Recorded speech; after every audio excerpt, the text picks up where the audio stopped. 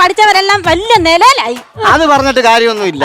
താണ്ട് ആ എലീനയും ഡയാനയും ശ്രീവിദ്യയൊക്കെ ഞങ്ങളുടെ അപ്പൂപ്പൻ്റെ കൂടെ പഠിച്ചവരാ. അവരിപ്പോ സെറ്റുവെല്ല് വെച്ച് ചിരിക്കുന്നു, ഞങ്ങളുടെ അപ്പൂപ്പൻ സെറ്റുവെല്ലില്ലാതെ കരയുന്നു. വേണ്ട അപ്പൂപ്പ വേണ്ട, വയ്യാതെ കിടക്കുന്ന അപ്പൂപ്പനെ പറ്റി ഇങ്ങനൊക്കെ മോശം പറയാമോ അണ്ണാ? ജീവിച്ചിരുന്നപ്പോ ആരാന്നല്ലോ നിനക്കറിയാവോ? ഓസ്ട്രേലിയ കങ്കാരുവിന്റെ ഫിഗർ ചെയ്യാൻ പോയതാ. തിരിച്ചു വന്നപ്പോ കങ്കാരുന്റെ സഞ്ചിക്കാത്തൊരു മദാമ. ആ കങ്കാരുന്റെ സഞ്ചി തന്നെ പുറത്തിട്ടോണ്ട് ഇടുക്കി മലനിരകളിൽ തേയില നുള്ളുന്നു. ആ വക 2 മക്കളും ഉണ്ട്, ഒരു തേയിലക്കുളമ്പ് ഒരു മാലിക്കുളമ്പ്. അല്ലെന്ന നിങ്ങൾ ഈ പക്ഷിയുടെ ഫിഗർ ഒക്കെ ചെയ്തുള്ളൂ, വല്ല മൃഗത്തിന്റെ ഫിഗർ ചെയ്തുകൂടായോ? ഞാൻ ഇപ്പൊ ആടിന്റെയും പശുവിന്റെ ഒക്കെ ഫിഗർ ചെയ്യുമല്ലോ. എന്നാ പിന്നെ ഒരു പട്ടിയുടെ കൂടെ ഒക്കെ ചെയ്യണ്ണ. ഒരു ബോഡി എവിടുന്ന് വരുന്നു പോകുന്ന കന്നിമാസം പട്ടിയുടെ സീസൺ വർക്ക് കിടക്കുന്ന സമയമാണ്. ഒരു കൊച്ചാ ഞാൻ പല പ്രശ്നത്തിൽ കിടക്കും, പിന്നെ അതിന്റെ കുരിക്കൂടെ എനിക്ക് തല വരാം. നീ പോ, വേറെ പണിയല്ലോ നോക്കൂ. ഫോണടിക്കുന്നു, നിങ്ങളെ ഫോൺ നിർത്തി. ആ ഇവിടെ ഉണ്ടോ?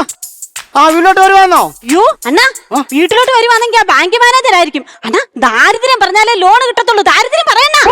എനിക്ക് 2 മക്കളാണ്. 10 മക്കളുണ്ടെന്ന് പറ മനുഷ്യ. അതൊക്കെ ഒരു ദാരിദ്ര്യമാണോടി? ഞാൻ അങ്ങോട്ട് പറയാം. അയ്യോ എന്റെ പൊന്നു സാറേ, എന്റെ അണ്ണനാണെങ്കിലേ പരിപാടി ഒന്നുമില്ല സാറേ. എങ്ങാനും ഒരു പരിപാടി കിട്ടിയ കള്ളും കുടിച്ചാ കമ്മിറ്റിക്കാരെ മൊത്തം ഇയാളെ ചീത്ത വിളിക്കും. പിന്നെ ആരെയും പരിപാടി കൊടുക്കുവോ സാറേ? എന്റെ സാറേ അത്രയ്ക്കും ദാരിദ്ര്യമോ സാറേ?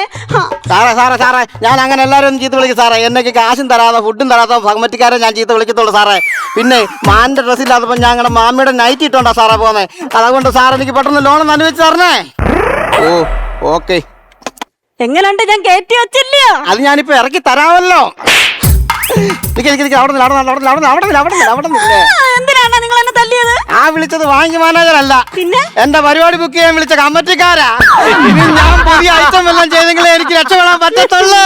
എന്നാ എനിക്ക് കന്നിമാസം ഒന്നും നോക്കണ്ട, അണ്ണൻ ആ പട്ടിയുടെ ഫിഗർ അങ്ങ് ചെയ്യണ്ട.